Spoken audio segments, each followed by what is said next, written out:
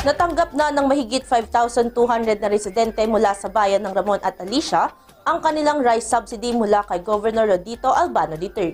Ilan sa mga benepisyaryo ng naturang ayuda ay mga persons with disabilities, miyembro ng Tricycle Operators and Drivers Association, solo parents, mangingisda, mga barangay frontline workers at opisyal ng barangay. Layunin ng programang ito na maibsan ang bigat ng epekto ng patuloy na pagtaas ng presyo ng mga pangunahing bilihin, lalo na sa mga sektor ng lipunang higit na nangangailangan ng suporta. Patuloy naman ang pagbibigay ng tulong ng pamahalang panlalawigan ng Isabela sa mga mamamayan upang makamit ang adhikaing mas maginhawa at masagana ang buhay ng bawat Isabelenyo. Idol, nanunuyo ba, tumihina ang elasticity o pagbanat ng balat?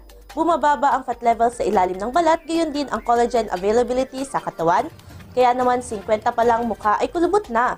Para mapigilan ang mabilis na pagtanda, mag-DTX 500 na. Pinaparami ang cell regulators gaya ng retinols, peptides at growth factors para sa collagen metabolism and production. Sa DTX 500, hindi lang balat mo ang magiging makinis kundi ang selula ng iyong buong katawan. Para maging healthy, mag-DTX 500 palagi. Para sa IFM News, ako si Idol Sena Mariakdang, Idol.